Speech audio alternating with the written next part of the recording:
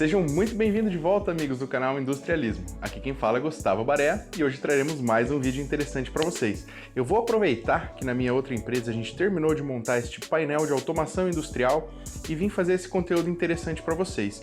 Hoje eu vou explicar para que serve cada componente desses, que é bem típico em painéis de automação industrial. Ficou curioso? Então fica de olho até o final do vídeo.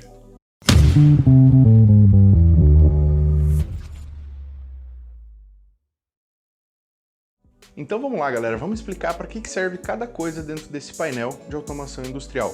Primeiro, um pouquinho de informação, um pouquinho de background. Este painel vai ser instalado numa indústria aqui em Campo Grande, Mato Grosso do Sul.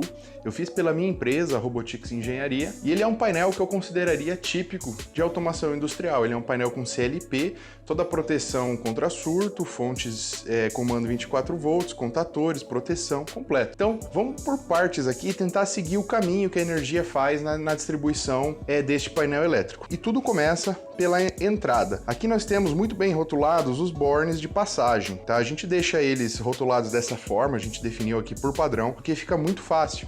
Quando você chega com cabos do campo, você sabe qual cabo vai em cada seção e com o projeto elétrico você sabe qual fio dentro do cabo vai em cada borne. Então você vê aqui muito bem rotulados a entrada e saída de cabos desse painel elétrico. Então aqui na esquerda nós temos primeiro a chegada de força, onde nós temos 3 fases, um neutro, um terra. Essas fases, logo depois que elas passam do borne de passagem, elas vêm para essa chave seccionadora geral. Isso aqui é uma chave específica para manobra sobre carga e você vê aí nos detalhes das imagens que ela tem espaço para você colocar cadeados, fazer o procedimento LOTO, Lockout, Tagout. Então a energia, quando chega do painel alimentado aí pela força, do painel de força aí da indústria, ela é primeiro seccionada nessa chave geral que corta a energia para todo o restante do painel. Daqui ela sai e vem para o disjuntor geral tripolar. Esse disjuntor tripolar, ele serve para proteger toda a fiação daqui de dentro do quadro e também dos cabos que vão para o campo. Então ele faz a proteção aí de todos esses cabos do painel. Saindo do disjuntor geral, a gente tem os DPS. O que são DPS? São dispositivos de proteção contra surto. Em caso de surto elétrico, um choque, seja ele descarga atmosférica, seja ele por um curto, e o DPS ele vai fazer essa proteção contra surto elétrico, onde ele vai desviar toda a corrente que passaria, todo esse pico de corrente de um surto elétrico que poderia afetar todos os componentes eletrônicos aqui do painel, ele vai ser suprimido pelo DPS, dispositivo de proteção contra surto, que vai jogar aí este pico de tensão aqui no terra, no borne terra que está ligado à malha de aterramento da indústria. Então, passando aqui pela proteção inicial básica, a gente vem para a distribuição de potência, onde eu estou usando aqui esse borne de distribuição, esse barramento de distribuição da Cibratec. Este modelo especificamente, cada barramento suporta aí 125 amperes e ele tem 4 barramentos de 11 vias por barramento, onde aqui a gente está distribuindo neutro, fase, fase e fase, para todos os componentes aqui que necessitam de tensão AC. Em seguida, saindo do barramento de distribuição de potência, a gente tem alguns disjuntores específicos para cada carga e para cada característica de carga. No caso aqui, a gente tem 3 fases seccionadas com disjuntores de 10 A, que são as fases que vão dar força, potência para a movimentação dos nossos motores.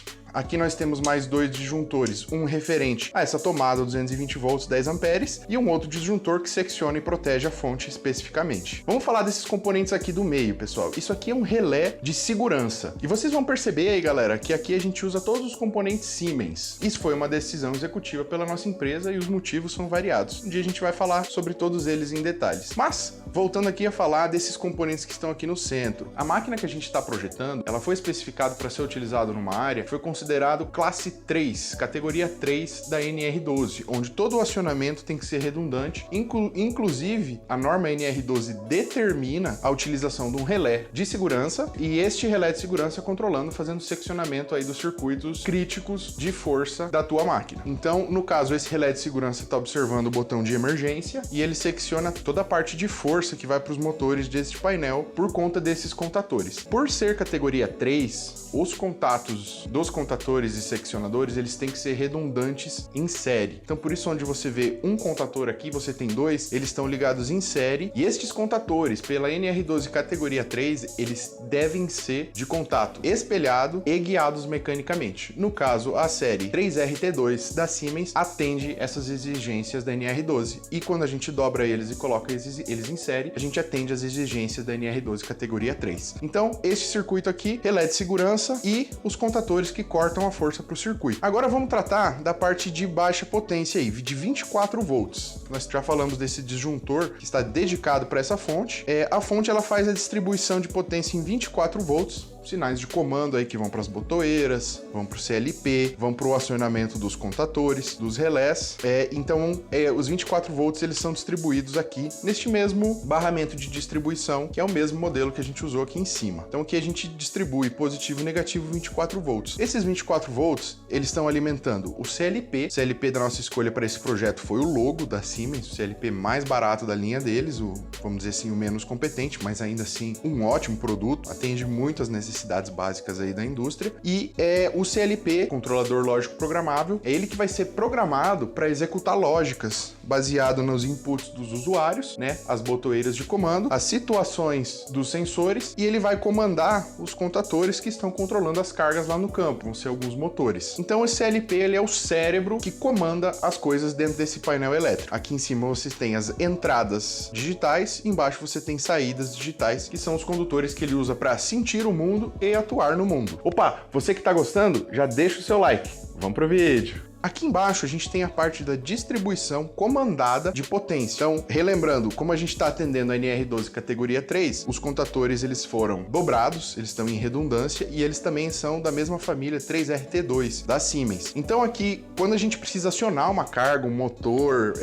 por exemplo, na indústria, a gente tem que usar alguma coisa para interfacear o sinal de comando do CLP para conseguir acionar cargas com alta potência. Então, no caso, a gente está usando os contatores de comando. Eles são ativados diretamente pelo CLP em 24 volts e eles basicamente fecham os contatos e estão permitindo a passagem desta potência que está sendo seccionada pelo relé de segurança para os motores, onde os cabos vêm aqui e vão para o campo. No caso, a gente tem alguns motores monofásicos, a gente trouxe capacitores deles aqui para dentro do quadro, onde eles ficam muito mais acessíveis que lá no campo. Aqui do lado de cá, a gente trouxe dois relés de interface, onde a gente está atuando cargas aí com baixa corrente. Nesse caso, esse é um relé redundante, a gente não está usando a função de redundância dele, pois a tarefa dele não é crítica. Aqui na lateral, a gente tem essa chave seletora com senha. Ela é uma chave normal, tá? Onde ela vai comandar o CLP para entrar no modo bypass. Basicamente o modo programador que a gente vai estar usando aí para fazer a instalação e comissionamento desse quadro. Como ele é um quadro com CLP, tem uma relativa bastante potência aqui dentro, a gente está usando essa ventoinha filtrada como intake, como a entrada de ar aqui na parte direita inferior. O ar quente, como o ar quente é menos denso e ele sobe, a gente tem uma exaustão passiva, uma abertura aqui em cima, onde esta ventoinha cria pressão positiva e por todos os vãos, as fendas que possam ter dentro desse quadro, ele vai empurrar ar para fora. Inclusive com essa abertura aqui, o ar fresco entra aqui por baixo, passa aqui pelos componentes que possam vir a esquentar e sai aqui por cima. Essa entrada, lembrando, ela é filtrada para evitar a entrada de contaminantes aí ao longo dos tantos anos que esse painel deve durar. E se tratando agora da interface, vocês estão vendo aí, nós temos basicamente 4 luzes sinalizadoras. Essas aqui também são 24 volts, comandadas diretamente pelo CLP. Aqui em cima você tem um botão conjugado, onde ele também tem um LED. Este botão ele é conectado no CLP e também no relé de segurança para fazer o seccionamento da carga e para alertar falha, caso o relé de segurança identifique alguma falha ou o CLP identifique alguma falha. No caso, esse botão reset vai resetar as duas funções e a função iluminada dele sinaliza o usuário quando ele está em falha. Aqui a gente tem umas luzes sinalizadoras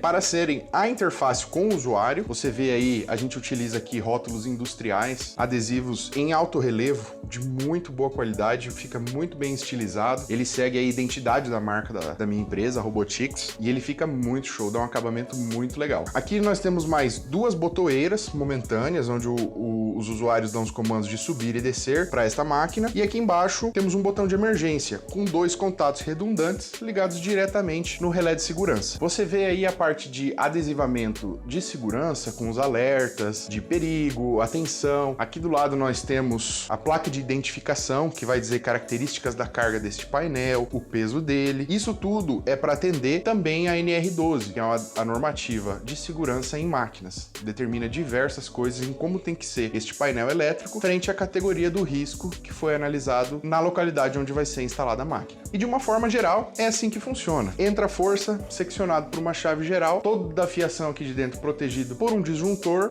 A gente tem DPS para fazer a proteção contra surto elétrico, distribuição de potência, seccionamento individual e proteção de dispositivos individuais, relé de segurança e contatores de trava geral, fonte 24 volts, tomada de serviço. Como tem CLP, a gente vai estar precisando plugar um notebook para fazer programação, quem sabe algum ajuste ou expansão no futuro, então a gente já deixa uma tomada de serviço aí dedicada, distribuição de potência em 24 volts, os contatores de comando, capacitores dos motores monofásicos, relés de interface, os bornes de passagem, ventilação, comando e placas de identificação. Isso, de uma maneira geral, é tudo que tem dentro deste quadro típico de automação industrial que vai para a indústria. E aí, gostou do vídeo? Aprendeu alguma coisa? Então deixa o seu like, se inscreve no canal, segue a gente também no Instagram. Nosso Instagram tá aqui nos comentários do vídeo e isso ajuda muito a gente a crescer dentro dessa plataforma. Nós somos um canal novo, começamos aqui no YouTube este ano e o seu like e a sua inscrição ajudam a gente a estar produzindo cada vez mais esses conteúdos interessantes e de qualidade. Como sempre, te vejo